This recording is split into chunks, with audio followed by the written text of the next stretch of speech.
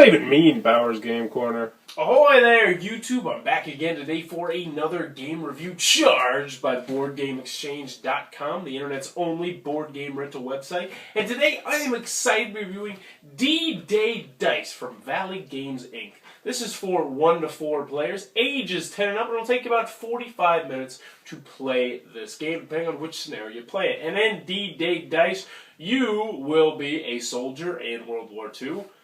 Obviously, and you will be rolling dice to try and make your way up the battlefield into German bunkers to kill all the German soldiers before they kill all of you. This is a cooperative game, so you will be working together with other players, up to 4, trying to make it up to the bunker. You'll be exchanging soldiers, trading courage, trading items, trading a whole bunch of other things.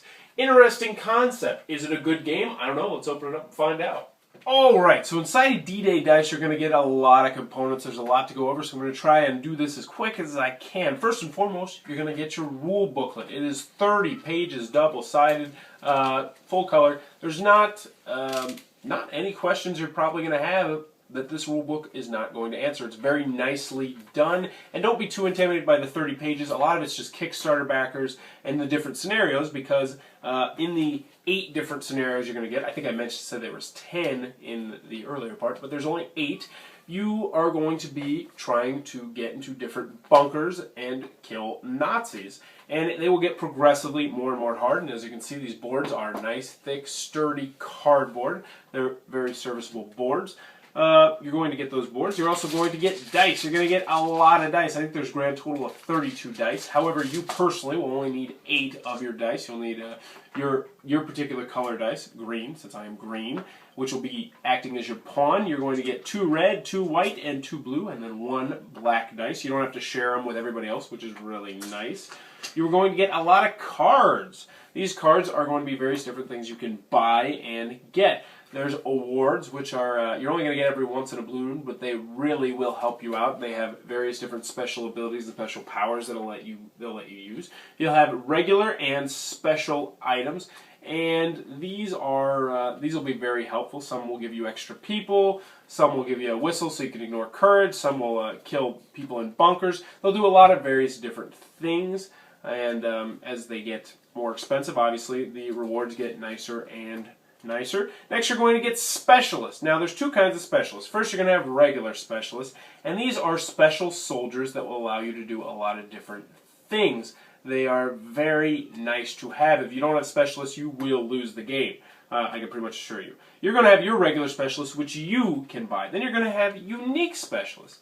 And these are specialists that are going to be shared by the group. So if you're playing a 2-player game, not 2 of you can be the engineer, only 1 of you can be the engineer. So you're going to have to decide who is going to get what. Last, you are going to get your counter. This will keep track of your number of soldiers, your number of stars, which will be used to purchase your specialists, your number of courage, which will be used to get up the battlefield, and last, your number of wrenches, which will be used to buy your items. You will use this a lot, so you're going to keep it next to you.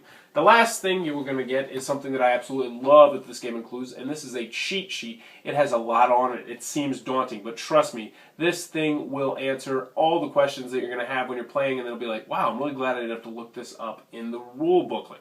So as I mentioned, there's 8 different scenarios. I'm going to show you a mock playthrough of the first scenario and how the game is played. This is Exercise Tiger, Battle Map number 1, and you're going to take your pawn and you are going to start down in the water. And as you can see, you are going to start with 4 soldiers down here. So to start off, you're going to have 1, 2, 3, 4 soldiers on your track. Next, you've updated your track. You're going to roll the dice. You're only going to roll the 6 dice. You're going to roll your 6 colored dice, and you're going to see what you get. And let's see, I dropped a dice off the table. Luckily, magically, it appears. So we're going to take a look at your dice. You have to lock 2 of your dice. Even if you don't like your dice, even if you like 3 of your dice, you have to lock 2 of your dice your very first turn. So, what do we have on the dice? First, we have 2 soldiers. This means you're going to gain 2 soldiers. Very nice. Obviously, the 1 soldier means you're going to gain 1 soldier. You're going to get the star, which you'll use to purchase specialists, and you're going to get the wrench, which you'll use to purchase items. The last thing on here is also there is courage. Those are the good things. Now, what are the bad things? The bad thing is the skull. What the skull is going to do is it's going to cancel out an item if you have it at the end, so it kind of stinks. So for my first turn, I'm going to look and I'm going to see what do I got here. I got a whole lot of nothing. What I'm going to do is I'm going to take this blue and white single soldier. You're like, why would you take these single soldiers?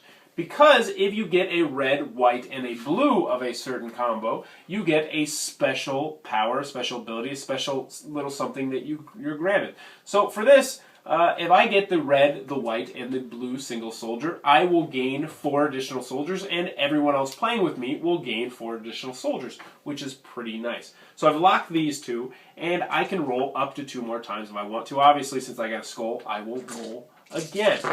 So I roll again, I get 2 more skulls, so we're pretty much just going to re-roll, and I have 1 more roll. I'm hoping for a red single soldier. Oh, no such luck. So what I got here? I got 4 soldiers, I have 2 courage, and I have 1 skull. So my skull is going to have to cancel out something, so I will probably cancel out 1 of these soldiers. So I get 3 soldiers, and I get 2 courage. So I will go up to 7 soldiers, and I will add 2 courage to my courage marker, which will be good because that means I can march up the field if I choose to. So now that I've done that, I've updated my little timekeeper, or my little ticker there. I have the option to recruit specialists and purchase items. So they all are going to have unique special abilities. They are very, very helpful. The items are one-time use, so once you use them, they are gone, but they will also help you when you are in a pinch. We're just going to pretend that I have a couple stars because I want to get through this, so we'll just pretend I have 3 stars. So I can purchase a specialist, and it is highly recommended. And I'll look at these, and I'll say, here we go, I'll get this marksman.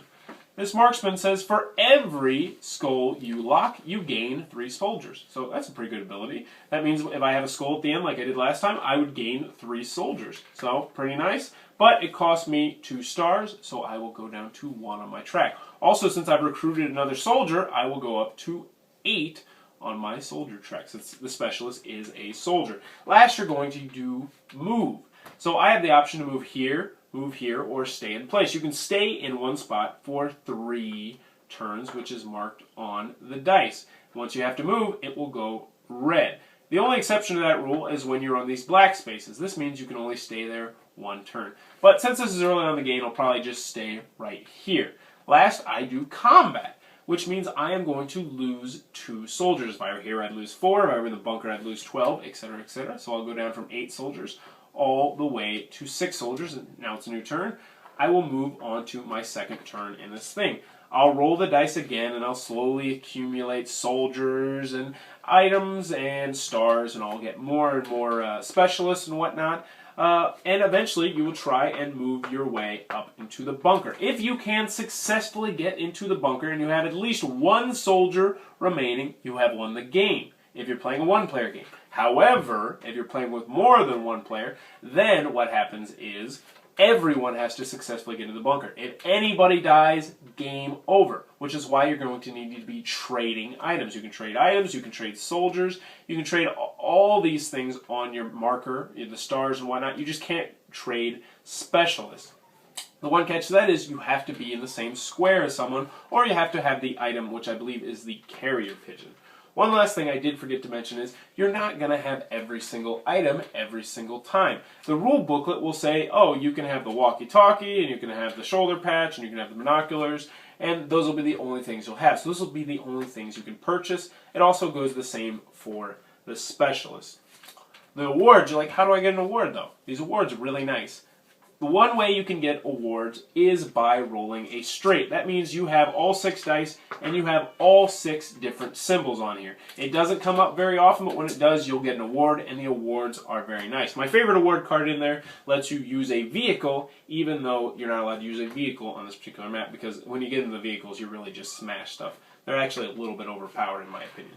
But as you move through the maps, it'll get progressively harder, and that is how D-Day Dice is played.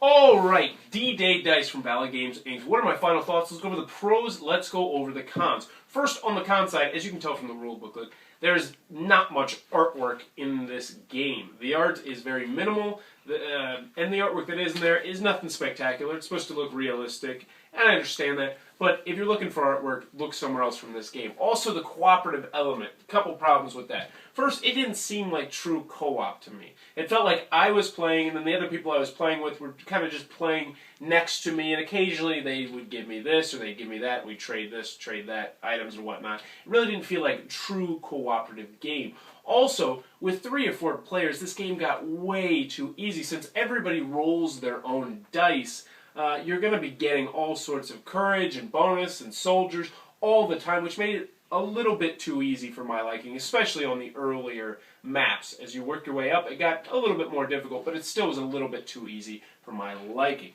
Those are the only real cons to the game, though. On the pro side, first let me say the components are very, very well done. Everything about this game is extremely well done.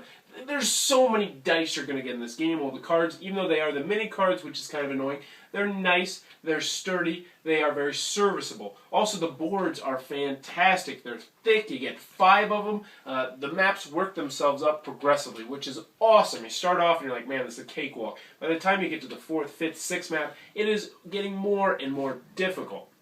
Another thing I like about this game, the solo play is one of my favorite games to play solo. I really enjoyed playing D-Day Dice by myself, as bad as that sounds. This is a fantastic solo game, and if you're into World War II, you'll really get into the theme, because I really got into the theme, and there was like one where you had to choose whether you would be 4 soldiers or you would just have 1 specialist, and I was like, yeah, I'm going to pretend like I'm just this one specialist, and I have to make my way up to this bunker and defeat these Nazis. What else? Pros of the game, it's just a good game. Everything about this game has a lot of polish.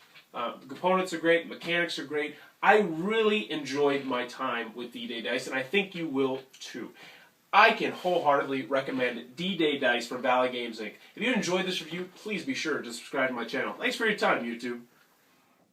That was a review for D-Day Dice. For more reviews, check back at Bauer's Game Corner. Also check out BoardGameExchange.com, the nationwide board game rental service.